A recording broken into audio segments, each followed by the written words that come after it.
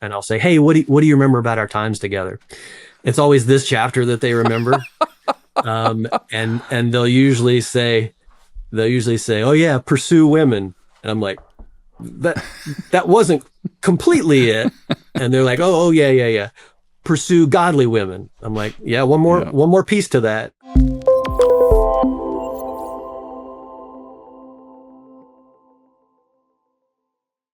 Welcome to the broadcast. This is Michael Easley inContext, and this is a fun interview. All interviews are fun, but this one's kind of especially fun because Robert, Brent, and I go way back to, well, you said 2000. That may have been before then because we moved to the Northern Virginia, D.C. area in 93, if memory serves. And Yeah, when did you and Kathy end up there? we moved there in 1999, Okay. and we're there from 1999 to 2003. So we crossed tracks a little bit, and our oldest daughter ended up part of her college career at JMU, which is where Dr. Brent now teaches. Give you a little information about Dr. Brent, because he has probably the most unique title of anyone I've ever known. So explain to folks your title, Dr. Brent. Yeah, so I mean, based on my academic training, I'm an aquatic ecotoxicologist. So what does that mean? That means I study the fate and effects of pollutants in the water environment. When Kathy and I go to, social gatherings and she introduces me, she just says, "He's a water scientist." So that will suffice too. I had a friend that was an entomologist, another one was a hydrologist, and one was going off to do missions work, and he wrote on the card, "Don't bug the water." Anyway, well, Robert, you have a remarkable story because not only were you a scientist and a professor, still a professor and scientist, but you got involved seriously about how to raise your boys. I remember when we were there, your boys were hysterical and fun and a ball of energy, but you've put together a book called Recapturing Godly Masculinity. I want to say for our listeners and for our viewers, there are lots of books on raising a modern day knight and so forth and so on, and they all have value. So when I first got Robert's book, candidly, I was like, here we go, another book on how to raise guys. But I must say, Robert, after I started reading it, I thought, okay, this is paint by numbers. It's easily accessible. Here's a very intelligent guy that put the cookies on the lower shelf. So I always like to talk about what was incipient. Why did you start this idea of putting it down on paper to help other people say, what are you going to do with training boys to become godly men? Yeah, so from the 30,000 foot level, I've been a professor for 17 years now, so I see a lot of young men, 18 to 24-year-olds. Also, I've coached basketball for many years, working at mostly the high school level, JV and varsity basketball. So again, 16 to 18-year-olds. My wife and I do premarital mentoring with young couples as they're engaged as well. So again, men in their early 20s, and as you said, I've fathered three young men as well. Two are now married, one's engaged, so they're in their mid to upper 20s now. And so in those roles as professor, coach, mentor, and dad, I just saw what struggle some men have in transitioning from boyhood to manhood. And so this book was really initially targeted at that age group. What does it mean and what does it look like to be a godly man, and how do you make that transition smoothly? As I began working on the book, though, I pretty quickly realized these principles are not just for 18 to 24-year-olds, but they're for men of all ages. And so I kind of say in the book, from 13 to 103, we can all gain something from these principles because we're all on this journey towards Christlike manhood. And I don't think I know I'm not there yet. You probably wouldn't claim to be there either, but we're all on this journey, right? And so that was the initial impetus was, in this transition to manhood. But then as I step back, I was preaching to myself as well. And I see many, men in their 50s and 60s that are still very childish and need some growth in the areas of godliness and in the areas of masculinity. So In the foreword, you write, in this book, we will define godly masculinity as growth and maturity along two dimensions, masculine maturity and godly maturity. Masculine maturity is the process of moving from childish thoughts and behaviors to mature thoughts and behaviors as a man. Growth in this dimension brings masculine characteristics such as leadership, strength of conviction, responsibility, and self-discipline. The second dimension, godly masculinity, is growth and maturity in godliness. This is practicing the disciplines of the faith and submitting to the control of the Holy Spirit to direct our thoughts and actions. It is allowing those natural, manly traits to be Spirit-controlled and directed. Growth in this dimension brings godly characteristics such as the fruit of the Spirit, love, joy, peace, patience, kindness, goodness, faithfulness, gentleness, and self-control. We need to pursue both masculine maturity and godly maturity. And then you give an outline, and I won't read all of them, but that's why I don't mean paint by numbers in a negative way. I mean it in a great way. It's easy to follow your logic and how you craft this. It's a series of 10 statements that all begin with mature men embrace their identity with humble confidence, with truth and goodness, eternal purpose, and so forth. So that's why I thought, okay, this book's got merit on how to implement this. And I love that you're talking about masculinity because, of course, we live in a toxic masculinity culture. Leon Podles wrote a book probably 30 years ago called The Feminization of the Church. That was an academic book showing how, and that was the emasculation of the Christian man. And we see in across a lot of denominations now where men are absent, much less masculine men. Men in general are absent. So talk a little bit about how you differentiate it in your thinking. Okay, there are traits that God hardwired as men, and then there are spiritual traits and developments that we all need. Yeah, so maybe before getting there, I think you kind of touched on the surface of kind of being this crisis of masculinity. I don't know if you've seen this book, but of Boys and Men by Richard Reeves. Not a Christian author, but from the Brookings Institute. And he just kind of goes through throughout culture, different struggles that the modern male has. And it can be on both extremes, being toxic masculinity, and then on the other extreme being the soft, passive male that's afraid to step out into leadership and those sorts of things. So, yeah, so I think it's a timely topic. And, to get back to your question, we need to develop in both of these areas, both masculine maturity and growth and godly maturity and growth. And, in the chapters, we try to mesh those things. You mentioned the first chapter is embracing our identity with a humble confidence. So there you kind of see, that masculine trait of confidence. But it's also infused with a humility that comes from the Spirit. And I think we can err on either side of that, where we, some men can lack confidence and not boldly step out where they're needed in culture and in their families.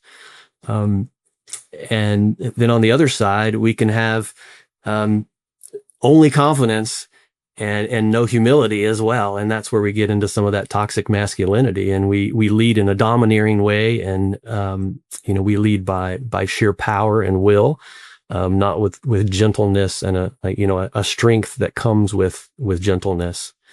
So yeah, we try to mesh both of those concepts together and really try to emphasize the growth in both of those dimensions. Leadership in a principled way is such a fascinating topic. And, when I was much younger, the microcosm was very different with how you lead. Today, it's manifoldly more complicated. And, whether it's culture, whether it's, DEI influences and all the, different things that are just bombarding the Christian man, you see where you mentioned withdrawal. It seems like most men have withdrawn. It's the fear of the wrath, the fear of, ghosting, whatever you want to call it, the fear of repercussion of saying, no, that's wrong. And the sheer force of your personality in a humble, confident way can be used for really good things, Robert. Absolutely. Yeah, we kind of lay out in the book 4 different portraits of manhood that align along those 2 dimensions of growth. And we can commonly fall into one of those areas. Obviously, the area that we try to aspire towards is the Christlike man that boldly embraces both of those dimensions. And sometimes if we fall short and we have masculine maturity without that guidance and direction of the Holy Spirit and godly maturity, we become what we call in the book the macho man. And I think we see that in culture. We see that in politics. We see that, throughout society. And then, on the other dimension, we see the man-child. And that's where we've got, a lack of that masculine growth. And, maybe some godly characteristics are there, but they're not infused with some of those God-given masculine traits of, of strength of conviction and responsibility and discipline. You use these 4 examples: the prodigal, the macho man, the man-child, and the mature Christ-like man throughout the whole book. So each chapter you come back to what this looks like in a prodigal, what it looks like. And again, it's very easy, I think, for men in particular to grab onto these concepts like, okay, that makes sense. In your experience of coaching and helping other dads and maybe your own stuff, have you found it's harder for, and maybe this is an unfair question, it's harder for a guy who lacks confidence and is insecure to grow into a godly, humble confidence, or a guy who's naturally kind of a, lead, follow, get out of the way kind of guy to temper that with the Spirit? Because both of us need the Holy Spirit, whether we're timid or overconfident, right? But I have my guess, but you're the one who's done the homework on it. Have you seen guys have a more difficult time stepping up to the plate, or guys learning to back off and say, okay, I need to be humble and careful and godly in the way I conduct myself? Yeah, I think they're both challenges, right? And I think typically the younger man has the challenge usually of needing to step forward in boldness and confidence. A lot of times the older man, the guys that are our age, have the opposite difficulty in trying to temper some of that with godliness. So I think there's struggles in both of those dimensions. Sure. And sometimes it, at least in my experience, a lot of times it falls out in terms of age brackets. Very commonly today, the 18 to 24-year-old man is stepping back, passive. Huh. And I see that an awful lot. And that's been a change. I'm sorry to interrupt. That's been a change because let's say 10, 12 years ago when I was serving in a church with a lot of young guys, they knew everything. They were overly confident. They were cocksure and, don't confuse me with the facts or the Bible. I know how to do this, And your observation is correct. It seems now they're almost, and again, maybe it's the cultural context because there's so much fear of repercussion, of ghosting, of the feminism run amok, and to add into the LGBTQ AI stuff is that, we're afraid to look in the mirror and say, God made me as a male of the species. And what does that mean? And how do I conduct myself in a worthy way? And Paul talks about walking in a worthy way. Anyway, culture changes. I'm prattling. I do this a lot. Sorry. In your research and in coaching, pick 2 topics and kind of walk us through them. So, for example, you got kids, you're trying to instill in them something from what it means to be a good man and what it means to grow as a disciple and a mature Christian. Well, let me go to some of the chapters here. One, I think for that young man is modeling servant leadership. I think that's a great one. Christ is our example of servant leadership. A lot of young men don't have great role models, as fathers and lack a good role model of seeing what that looks like in a father. Either maybe they had a domineering father or a father that wasn't around. And so being able to take the initiative to lead, but also do it in a way that's a servant is a beautiful thing. And even coaching some young boys, 16 to 18 years old, some of them get that, and sometimes I see it more than I do in some older men. I had a great young man on my team, and he was the leader. He would, before practice would start, he would get all the other guys together and he'd say, "Hey, coach is going to be here in a few minutes. Let's push all the bleachers out of the way." It's old gym. You got to push the bleachers to one side of the gym. And sometimes with discipline on the team, a guy has to run extra laps or do something like that. This guy would run the extra laps with that player. Wow. Or, if we're doing something, he would run his own laps. And then if there was the slowest guy on the team was a few laps behind, he'd go back and run those last few laps with the slowest guy on the team. So, what a beautiful picture just in a 15, 16-year-old of servant leadership. Mm-hmm. And that spoke more to the guys on that team than coach saying anything. Yeah. I remember, and it's more of my OCD than it is servant leadership, but back in the manual days, the church services, I go to the restroom. And of course, when you have 4 services and hundreds of people going through these things, they need refreshing in between services.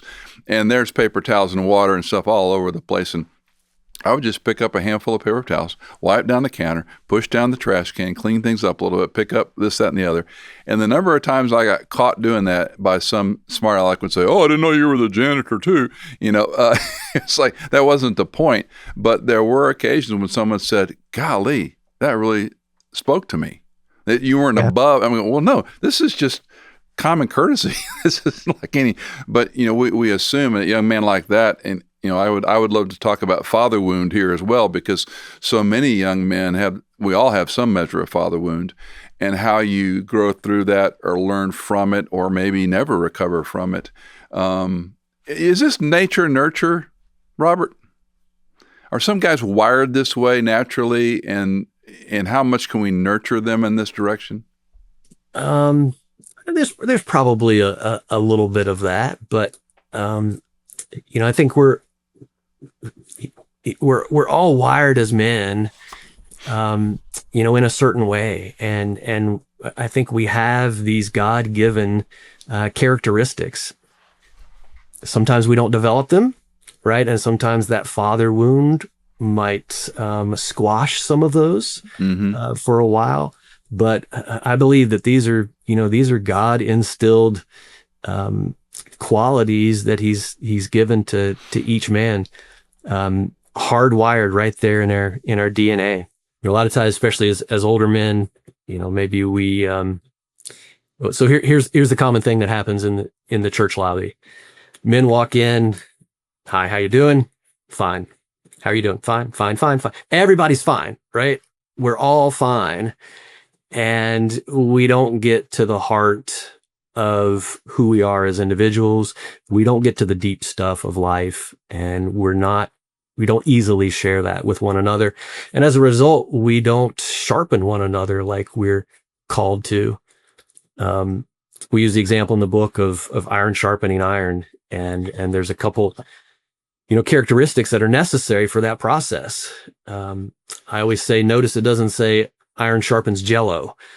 Right? We need to have friends that are of that high character and high quality, that we can sharpen one another.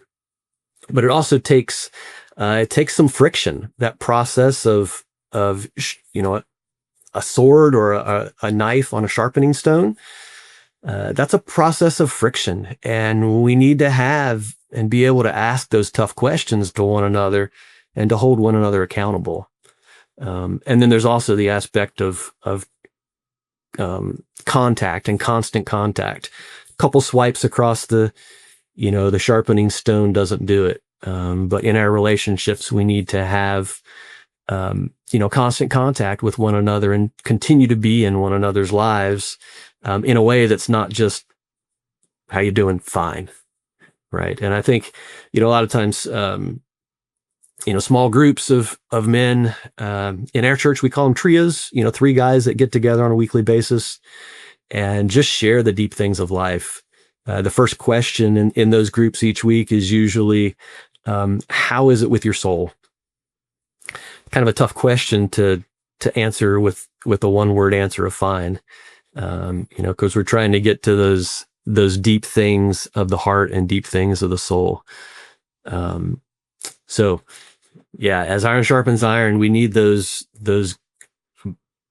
masculine, godly relationships with other men to hold us accountable and to keep us moving in the right direction towards that Christ-like man. I don't know if it was hardwiring on my part or whatever, probably a reflection of need, but I always chased, it was sort of the, everyone needs a Barnabas, a Paul, and a Timothy relationship dynamic. And I always chased older men who were either really outstanding in their field or their ministry or just mature as husbands or young fathers, whatever. And then in later years, of course, you become sort of a mentor by default. I mean, you wake up one day and realize your mentors are dying or gone, and you go, oops, now I have that mantle. That's a very uncomfortable one for me. I'm much better at pursuing people smarter and more accomplished than, looking down, hey, I could help that young man. But the need is still interesting. It's a different field, but the young guys who pursue me at this chapter of my, I'm 68, and the young guys that pursue me, it's always a bit of a surprise because that wasn't as common in the last decade. It seems fewer guys are seeking a mentor, and I think every mentor, I don't know one who doesn't, feels inadequate in that role. It's like, gosh, the John Hanna, one of my professors, said, we were educated at a time that no longer exists. And with social media and AI, the frontier is so, I don't think there's any quantum way of measuring that. I mean, World War II parents like I had, work ethic, trying to be good, godly Christians. But when you enter in social media and AI, and this is the way our whole world is, it's a little frightening, Dr. Brent. It's a little frightening that these principles are true, but are you finding that in your role now? You've got 20-year-old young men, but when you look down at younger dads, the field's different. Yeah, so I think we all need to be in that place where we've got mentors that we're looking up to, and at the same time, we're mentoring younger men. And to be honest, that was a part of the reason I wrote this book. If a young man comes to you and says, what do I need to know to be a godly man? A few years ago, I didn't know how to answer that question. And so it like you said, it is, somewhat shocking, and you feel inadequate and to do that because I'm not there yet, right? But we have a lot of wisdom that we can give to the next generation, and one of the things about the next generation is they're very willing to ask, and they're very open about and honest about everything, maybe too much. They're willing to share it all online every day of the week. But with that comes, an openness to that mentoring relationship. And, a few years ago, I didn't exactly have a great answer. And so now I feel like I have a resource, and I've been going through small groups, with men of all ages with the book now. And I think that's probably the best way to interact with the material is in a small group of men. Right now I'm meeting with a man on a, weekly basis. He's a young man, just got married a few weeks ago.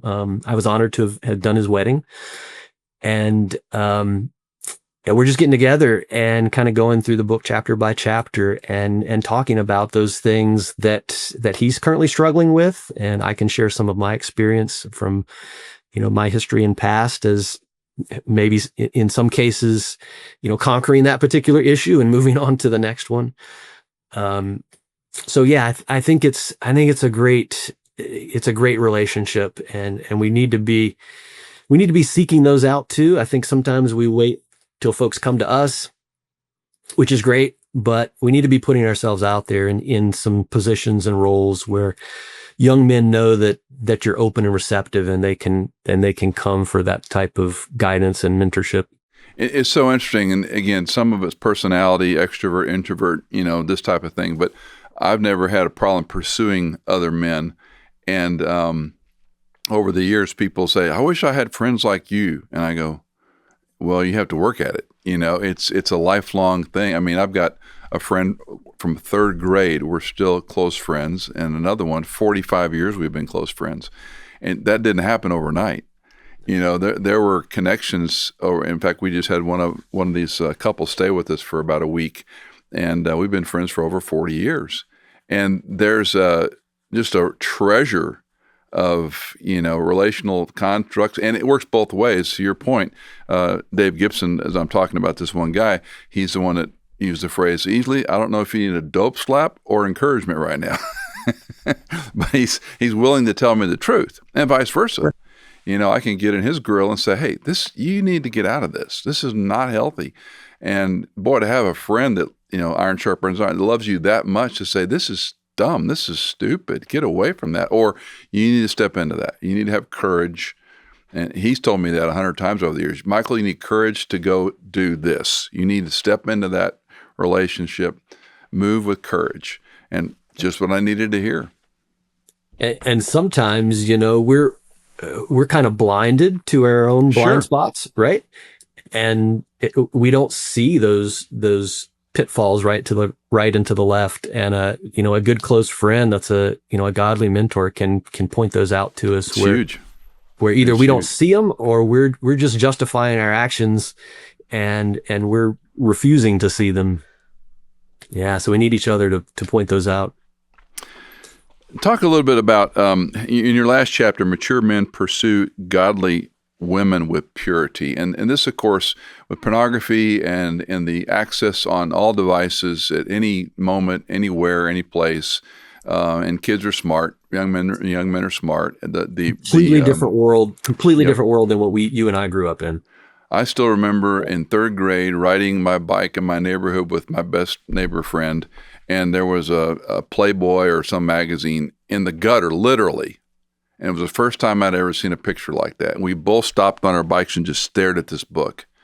And I can still see it, Robert. I can still see that picture in the gutter. What an appropriate picture in the gutter. And he and I were both titillated, as well as embarrassed, as well as, are we going to get caught? And it was this whole, emotional reaction. And you had to go out of your way to engage in pornography of any kind. And now, of course, it comes to your device. And it comes and finds you now. Yeah. Yeah. Yeah, it's a completely different world. And it's a challenge for young men. And they feel overwhelmed by it, honestly. It's funny, this particular chapter. So with JV basketball team, I'll see players, 5-10 years later, and they got families of their own, and I'll say, hey, what do you remember about our times together? It's always this chapter that they remember. And they'll usually say, oh yeah, pursue women. And I'm like, that wasn't completely it. And they're like, oh yeah. Pursue godly women. I'm like, yeah, one more piece to that. Yeah, pursue godly women with purity.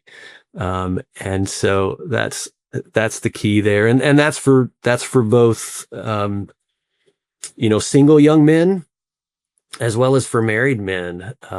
Even us married men need to continue to pursue our wives, and to do so in a way, that protects the purity of our relationship.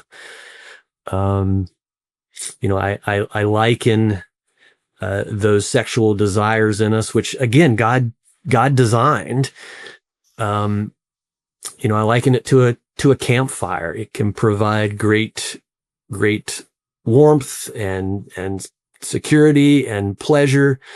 But there needs to be a fire ring, right? There needs to be, a metal ring or a line of stones around that campfire so that it doesn't get out of the ring. Because if it does, it can start a forest fire, really burn down homes, burn down families, and cause all sorts of destruction. So we need to treat it in a way that sees it as a gift from God and cherishes it and wants to protect it and hold it in its right place, so that it doesn't end up being a destructive place. Mm-hmm. Mm-hmm. Well, I think it's almost, I taught young adults for a period of time a few years back, and I would say 99.9% of the guys struggle with pornography. And we also saw growing indices among women. And I think the other parallel of this is it doesn't go away when they marry. And that's sort of the illusion that, an older godly man can come along and say, look, there's lanes here. The campfire ring is a perfect illustration. There's lanes. There's a beautiful, guilt-free, God-honoring experience between a husband and wife. And once you get outside that, as well as letting the embers die, Dennis Rainey. Keep stoking it in your marriage, yeah. Dennis Rainey kind of tutored and equipped Cindy and me with family life for many, many years. And he was the one that challenged me. Gosh, I'm in my probably early 30s about you date your wife all of your life. Hendricks said the same thing. You date your wife all of your life, pursue her. And even to this day, every morning, Cindy, what's on your schedule today? What do you got going? How can I help? And I can do for you. What are we going to? And now it's such I hate the word organic, but it's such an organic relationship. We know each other's ins and outs, do's and don'ts, days, what energizes, what discourages, how to lean on each other. And after 45 years, it's pretty remarkable, Robert, to look back and say, God's way works. Yeah. You're going to make a lot of mistakes, but God's way will always stand the test of time. Yeah, God's design for marriage is oneness. And what you just described, waking up in the morning and going through your day and just being in connection like that is oneness, right? It's being unified physically, emotionally, spiritually, in every way, every day. And so that's the way God designed it. And like you said, it's beautiful in that respect. Well, I feel like we just scratched the surface. We have to wrap at this point. The book is Recapturing Godly Masculinity. As always, the show notes has information about our guest in the book. This is a great tool, and just to talk to guys maybe in your decades, your 30s, 40s, and 50s, pick this up, read through it, pray about it, and say, let me ask 5 or 6 or 8 men to get together once a week. I'm in a couple of reading groups, and it's really pretty easy just to say, let's read this book together and kick it around. And not only does that minister to other men, but as Robert said, writing a book like this is sort of your own issue. It's like, Lord, I got to get these things on paper so that I'm on a program, to grow and mature as a godly man, not a worldly man. But I'm convinced community is one of these overworked words, but it's desperately needed. And you need guys that are your band of brothers, guys that know your secrets, guys that'll uphold you in prayer, guys that'll give you a dope slapper and encouragement, whatever you need. Yep. So, Robert, thanks so much for your work and for the time. And I hope guys will pick it up and take a look at it and see how God might use it in their sphere of influence. Yeah, thank you, Michael. I appreciate you so much. You bet.